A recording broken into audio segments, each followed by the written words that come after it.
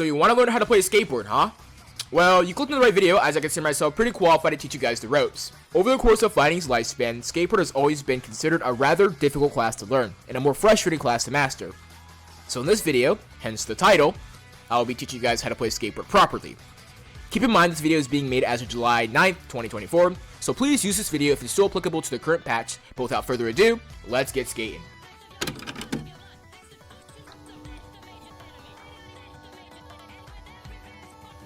Starting simple, Offboard Skateboard's passive, Sluggish, which gradually increases your walk speed up to 25% haste. In other words, haste is a speed boost. Keep in mind that using your offboard key immediately maxes out the passive, allowing you to flank instantaneously. But also keep in mind that offboard mode is your most vulnerable state, allowing for the enemy to land possible fatal blows on you. Skateboard's Offboard M2, Basham, is a chargeable melee attack that applies stun, scaling off of how long the user has held M2, capping at 30 damage and 0.75 stun.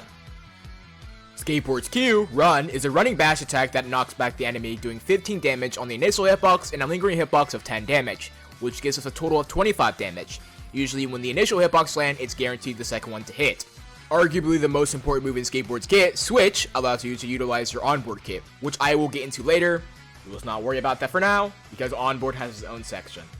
And for Skateboard's finisher, the cool Rad Coffin, is a move that launches the user forward with an AoE that does 30 damage and applies 2 seconds of stun for anyone who gets caught within it.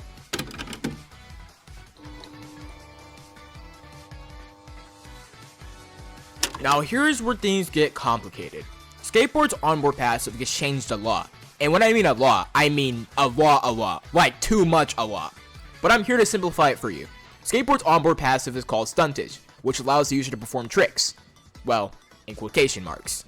To perform tricks, in quotation marks, the user needs to time their jump at the edge of a platform or object. As of the current patch, a successful trick will grant the user 10 speed and a small hitbox of extended rand damage upon landing. Thus why I called it tricks in quotation marks. This basically means trick damage was completely removed from his base passive. This one passive alone can almost take hundreds of hours to master, and it's a huge turnoff to many players who don't understand how it works. Skateboard's Onboard M2, Kick'em, launches the mount to skateboard in the air, doing 8 damage to anyone near him. If the user performs a trick and M2 mid-air right after, then they can perform an old version of the trick which grants an extra 10 damage upon landing that is not connected to the ram damage. This move takes way too much setup, so it's best used for approaching, or not at all. I know that this was added to the game because trick damage is the only way to get the skateboard badge, but I digress. Now for Skateboard's onboard Q, Boost, as the name implies, boost skateboard in the desired direction. This is a chargeable move, but not charging it should be a crime because it's so awful if you don't, as it kills all previous momentum you've built. And lastly, Skateboard's onboard version of Switch is another chargeable move that dismounts. Not holding E while dismounts results in Skateboard switching off this board almost instantaneously, allowing for quick and unpredictable combos. However, holding E dismounts Skateboard with an aimable attack that scales with your speed, with the damage ranging from a minimum of 15 to a maximum of 35. Now, for those who are keeping track of all the moves, you would have realized I skipped over 2 crucial ones, being both the M1s. And that's because these moves keep Skateboard's offensive flow. This leads into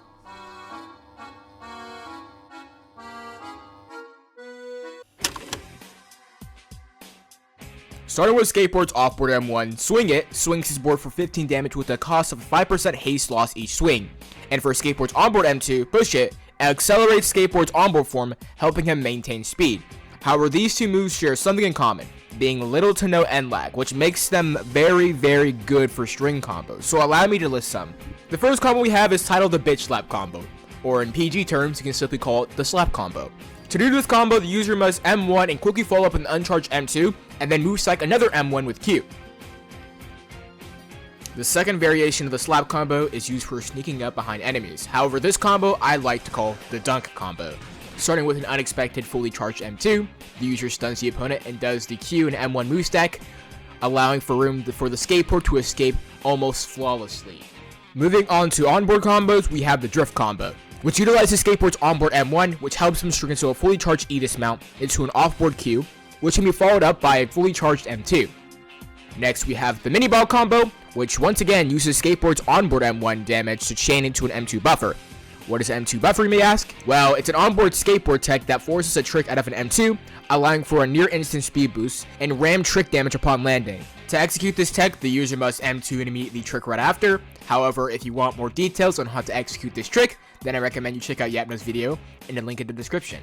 Without further ado, let's move on to our next combo. Now, these last two combos are unrelated to the M1s, but I will say that these combos are the most consistent and important to becoming a good skateboard main. So allow me to introduce you to the dive bomb combos. The dive bomb combos are demanding speed combos that allow for heavy amounts of burst damage. Our first variation of this is called the spike dive bomb, which fully dismounts skateboard using a fully charged E, following up with an M2 and Q. I would say this dive bomb is a lot more risky of the two as it requires direct engagement, so I'd only recommend this for kill confirming.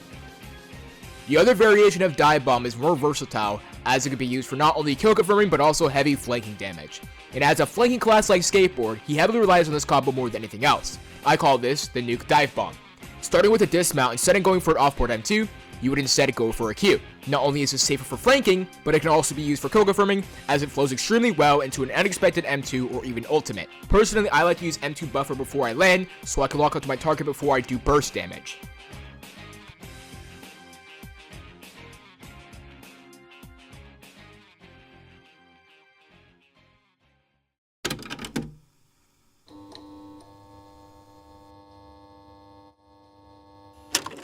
My first tip to give to all players who are attempting to learn skateboard is to learn the maps. You see, learning the maps is pretty self-explanatory, as skateboard's passive, onboard at least, requires a lot more skill to master. Obviously, tricking relies heavily on the user's skill.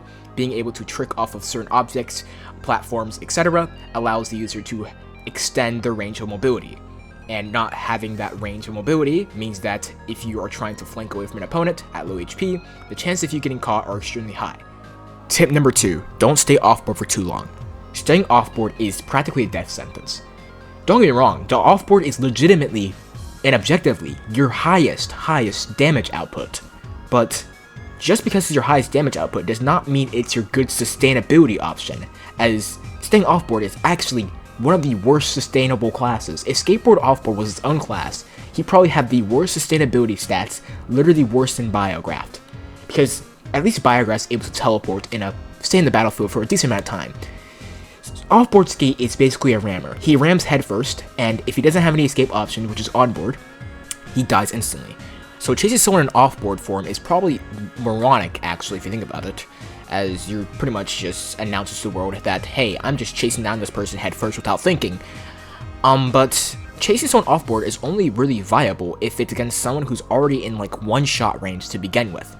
If you're trying to rush someone genuinely with offboard, it usually has to be a class that really can't do anything against you if you're in their range. And no pun intended, that literally checks out to being all the range classes. So if you're rushing down a katana and you're offboard, you're better off just flanking and running and regenning your shield. And that's just all you can really do at that point. Skateboard innately has a disadvantage against fighters who have a higher HP pool than him, and fighters who also can close his escape options in a blink of an eye. Tip number 3, regen shield. Regenning shield is extremely important because it allows you to actually utilize offboard. Like I said earlier, offboard is not the best when it comes to sustainability, but in order to combat this, you probably have to rush in the fight with a sustainable amount of HP or shield, which is why I'm telling you to regen shield. So if you don't know how shield regen works in fighting, I'm surprised you're actually trying to learn Escape, the most complex fighter in the game, but I digress. In order to regen shield, you would have to disengage from a fight, and in order to actually fully regen shield, you have to not take any damage for a certain amount of time before your shield starts slowly regenning itself. And in Skateboard's case, he's only able to regen if he's offboard and fulfills that normal condition of not being in combat. So having time to yourself to regen in a safe area in general is genuinely a very smart strategy, as rushing in at low HP, onboard, and being swooped by an AoE attack is not very fun. Tip number 4, focus on control, not speed. A lot of skateboard mains, or actually skateboard users in general, or outsiders to skateboard, tend to focus on how fast the skateboard's going rather than how much they can control their board. And I will say that they're both equally as important. But I would say that you probably have to focus on control rather than speed at first, because if you don't know how to control your board at all, then how are you going to control your board when it's going Mach 50 across the map? Well, the answer is you don't. If you don't know how to control your board, then you won't be able to land attacks, you won't be able to stay alive without falling into a void, and you won't be able to be useful. It's just stupid for someone to focus on going really fast instead of knowing how to control your board properly. And obviously, this takes a lot of time. Skateboard as a class takes hours to master. But that's a part of the process, and that's why I like this class so much. Tip number 5. Practice and adapt. Well, isn't that surprising? I mean, every class requires you to practice and adapt, but for skateboard, I believe it's more important than any other class because skateboard is so skill heavy that a lot of people just don't want to play it. And that's completely fine. If it's not your class, then don't play it. It's just that you could be possibly missing out on all of this. Everything what's in this video takes possibly weeks to master, days to master. Everyone has their own learning curve, and it might take you, hell, even a year, but the game is really all about fun. And when it comes to playing the game, skateboard is probably the best class when it comes to teaching the player how to adapt to scenarios. I mean, he has to play differently every time a new map shows up. Certain maps might be frustrating to learn, such as Roblox HQ, but every map legitimately is designed to be a little skateboardable. And a lot of people say that Roblox HQ, despite it being a little dumpster fire of a map that people dislike or like, it doesn't matter what you think of it, it's just your personal preference, it's still skateboardable, and you just have to learn to adapt. Take a look for this clip, for instance. This is the new map. Although maybe it's on the higher side of being skateboardable, I still have barely even seen the map ever. I've barely touched it, but yet I'm skating on it pretty normally because I've learned to practice and adapt. This is my second time of ever skating on this map. Ever since I reviewed it, I never knew it was in the game until recently, and I was able to skate on it because of practice.